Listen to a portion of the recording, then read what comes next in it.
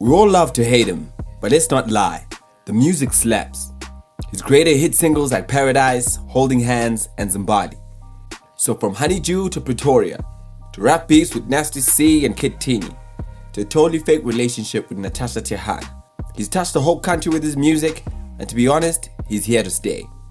This is the story of A-Reece. Reece has done a lot in the game, from dropping Forever King in 2013, releasing his debut album Paradise in 2016, to 2017 when he dropped another one titled From Me to You. 2 years later, we're in 2019. He gives us Reece Effect, a body of work filled with features, a dope product. Many disliked it though, due to multiple features. A crazy narrative considering the huge ask from fans for rappers to share their shine. I guess fans don't really know what they want. He won Lyricist of the Year in 2016 at the Hip Hop Awards. That same year he won Best Video 2 for Couldn't. Okay, let's rewind to 97.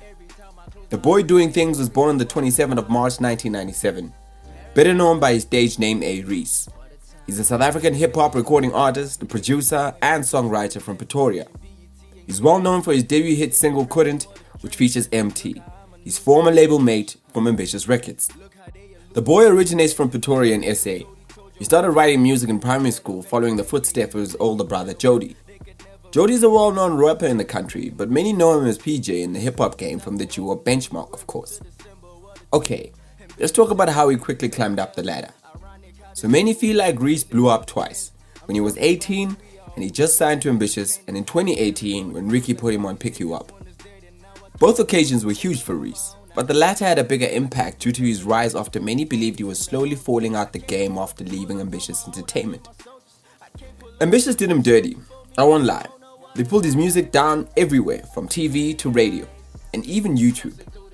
Luckily the boy never gave up, and in 2019 the boy doing things was dropping bars at SA's biggest hip hop culture event in front of Sway, and Sway screaming out hyena. Crazy. Okay, let's get into his first nod in the hip hop game. The nod I'm talking about comes from PH Raw, a South African record producer and a Pretoria rap god. Reece was making noise in Pretoria. The boy was rolling up 8s and freestyling in every corner he could find. PH picked up wind about the boy. He recognized the boy's talent and signed him to Raw S Productions imprint at the age of 16. He released his debut mixtape titled Forever King on the 13th of August at only 16. The boy didn't stop there. A year later, he released his second project, an EP called Brownies, on October 31st, 2014 under Raw X Records. Here, the boy was 17. That same year, A-Reece also released one of his first well-known records, Casper's Picture. The song was inspired by the life of South African rapper and record producer Casper Nyovest. A year later, in 2015, things blew up for Reece. He signed to Ambitious Entertainment. This happened through the help of his older brother, who was already signed to the stable. The boy went on to release his first single under the label called Couldn't, which featured MT as mentioned earlier. The song was highly successful and top charts across the continent. It's basically the song that introduced the boy to the African market. Genius from Ambitious. A year later, on the 29th of September 2016, he released an EP called Cutaways. Most of the songs in this EP were songs that didn't make the cut for his debut album Paradise. From what we've heard, it's not easy to get songs on an album in Ambitious unless that ish is a 15 out of 10.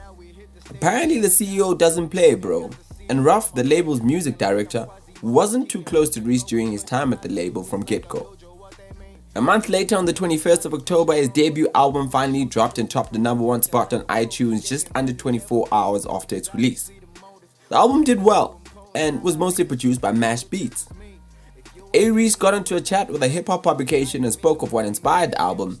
He went on to say that this album, Paradise, was inspired by a shooting incident involving his brother Jody. His brother survived the incident and is lucky to still be alive. Shout out Jody. Okay, now back to the music. At this time, Reece has his EP out and the album is buzzing. The boy doing things is literally coming alive. The boy was like a factory, like literally. He was churning out the music, not a lot of videos, but the music presence was everywhere. From radio to TV, he had it covered. So what does he do next? Give us more. Reece went on to give us From Me to You and Only You. He also released an EP titled And I'm Only 21. which topped charts and was number 1 on iTunes on the day of release once again. Crazy. Okay, so let's get into his love life. So Areece had us all fooled. We all thought he was dating Natasha for so long, but recently in an interview with Pearl Tuso and MTV, the boy doing things admitted it was just for hype. He actually never really thought people would stand him so much. I won't lie, I feel betrayed. What a lie. Dude even wrote a song about missing his shot with her, so you know it was real. Even if it was a little one-sided, which you still don't know. But apparently the pair were never an item and she didn't even want to kiss him for the music video. Okay, let me tell you the story properly. So Natasha laid down the facts in an interview on Massive Metro and said that she was just a professional friend zoner. She said I was good at my job and people even started believing that I was actually in a relationship with this person. No, never. I'm a professional friend zoner. I didn't even want to kiss him in the first video. The second one, I was like, okay, but I'm a professional friend zoner. Anyway, that's that. Sure, pro friend zoner. Let's get into the beefs. To be honest, I'd rather skip this part, but I know you want to hear the juice, so here goes. Hold on, wait. Where do we even start? Okay, let's start about him and Nasty. By the way, if you want to know about him and Teeny's beef, go check out the story of Kid Teeny where I broke it down in detail. Okay, so back to Nasty and Areece. So a while back, Areece and Nasty C kinda entered the game at a similar times. They're similar ages, both dope, so the inevitable happened. People started comparing them. We heard it all, they sound the same, Areece is better, Nasty is better, it's really tough to choose honestly. The back and forth kinda caused a drift between them, but Nasty wasn't having it. Areece entertained it here and there and said some things that he shouldn't have said. That back and forth kinda caused a drift between them, but Nasty wasn't having it. Areece entertained it here and there and said some things he shouldn't have said. Nasty bumped into him at the airport and asked him what's good. The two kinda got over it after that, and the country has been praying to see them both on stage together ever since. Fast forward a little and Nasty, Areece, Shane get into a cypher together for BET. All three of the boys didn't come out guns blazing.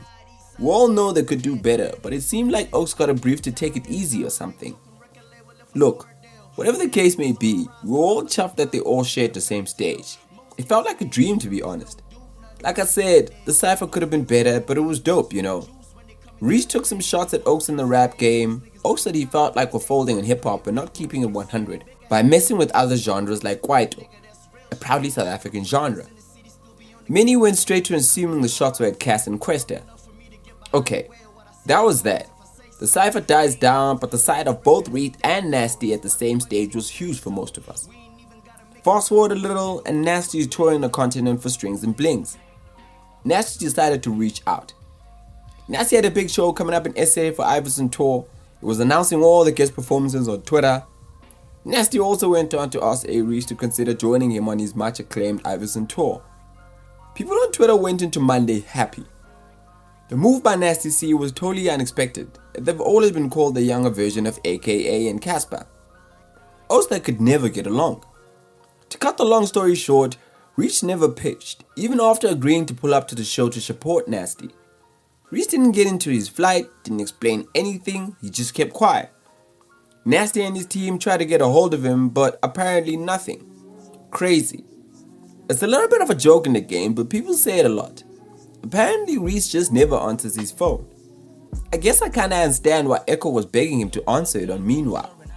Look, to conclude everything, Nasty vowed to never work with Areece after how he got treated by the boy doing things. But to be honest, the game needs Areece. I know I joked about it a minute ago, but Echo was really asking Areece to answer the phone because the whole game was trying to get a hold of him. That's how I feel about Areece and his moves in SA. He knows he's good, and we also know he's good. But he should reach out because people are trying to reach out, and I won't lie. I somewhat understand why he doesn't reach out to people. He's frustrated, he's been betrayed before, and he also feels like people are trying to use him because he's popping now. Honestly, radio and TV let him down in the country. But we need you, bro. We need you at the shows and on TV and on radio.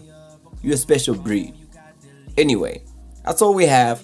Thank you for watching. Please hit the sub button for more content. Let me know in the comment section whose story you'd like to see next. I'm DJ Honcho SA on Twitter, Honcho SA on Instagram. I'm out.